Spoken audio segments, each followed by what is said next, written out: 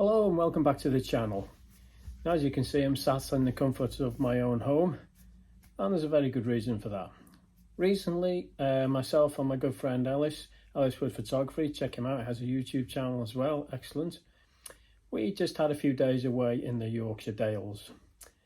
Now, I did vlog it, and unfortunately when I got home, I made a right mess up, shall we say, to keep it clean.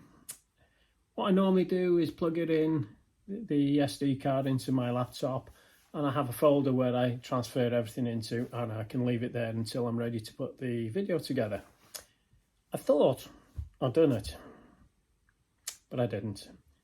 I got distracted halfway through. I did it on the same day after travelling home and an early start. Not an excuse, but whether it played any part of it, I don't know. And I just deleted them all.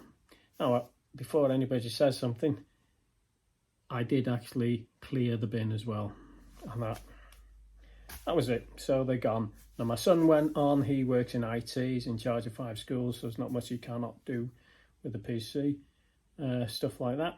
He's got some software to recover, shall we say, deleted things.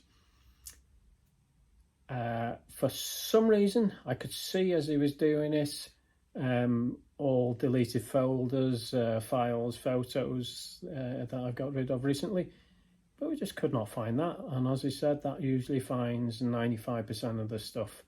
Unfortunately, this 5% wasn't.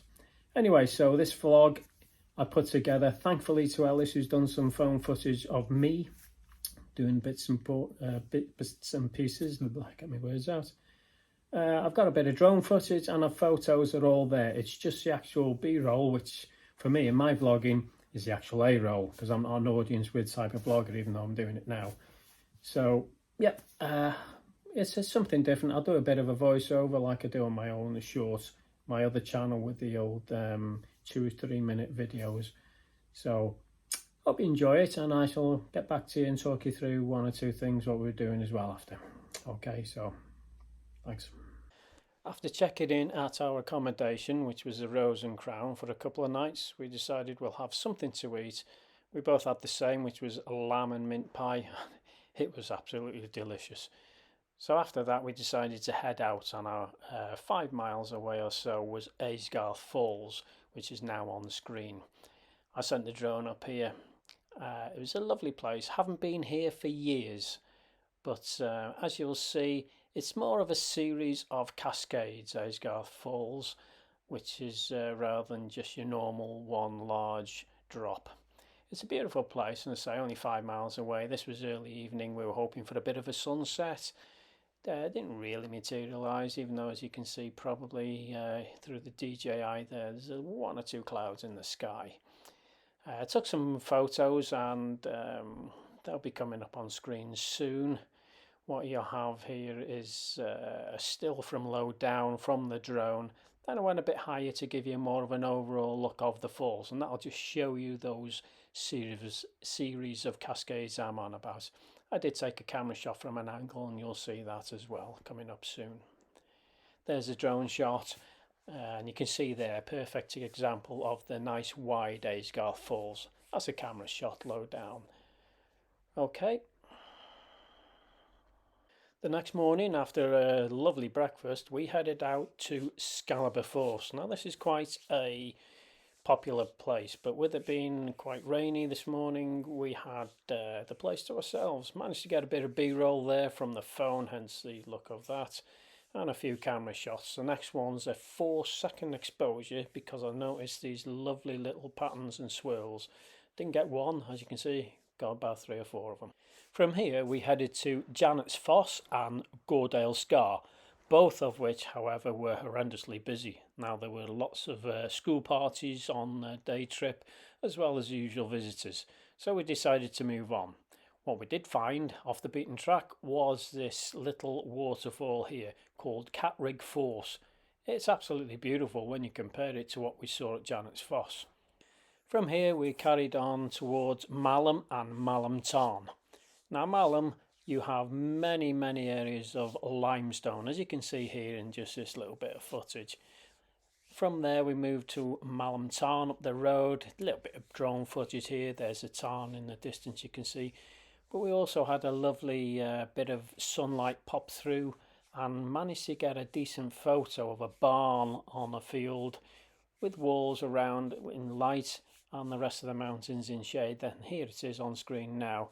It's just quite a pleasing little image, is that one. Now, as we were driving down towards Malham Tarn on this particular road you're looking at now, we saw one or two trees dotted around, this being one of them, and we thought that would make quite a nice shot given the right conditions if the sky was playing ball. And as you can see, Ellis and myself here now lining up, because you look at that sky, it really started to get moody, and it more or less gave a rainbow effect, dark clouds over the tree, which you'll see the shot I put up here. It is, I just quite like that shot. After a debate as to where to go for a sunset should it arise, we decided to head a little bit nearer home, not too far from Ribblehead Viaduct. We headed up to all the limestones. As you can see now, the drone's out. I thought I'd fly it through these two lovely trees, low down, so you can see all the cracks. Now, some of these were well over a metre deep, and this is absolutely lethal when it's wet. Luckily for us, it was dry. And as you can see, just on the left hand side, a little bit in the distance, you might be able to make out Ribblehead Viaduct there. It was a lovely place, and the sunset wasn't too bad, but here's a bit of a time lapse I was going for. You can see the clouds and the sunset just about giving a little bit of movement and colour in the sky. Something I haven't done before, and I thought just something a little bit different. Anyway, after seeing some ominous looking clouds, we decided to head back down to the car before we got soaked. On the way home, it did clear, and you can not quite make out the clouds, but we saw this barn on top of a hill with a tree stuck out quite nicely. There was an ever so faint rainbow from the sun that was just remaining before sundown. Not sure if it's picked out there, but the photograph with the polarizer on there now did pick it out somewhat. Wasn't a full one, it's just a faint one to the side. This was another barn on the way home with a real good strong rainbow, as you can see. Ribblehead sunset, Ribblehead morning on the way home. Got caught out in a few showers, but we found the tree which arcs around and frames Ribblehead Viaduct. It was a great day, great holiday. Thanks so much for watching, and hopefully back to normal next time. Until then, stay safe, have fun, and see you next time. Bye.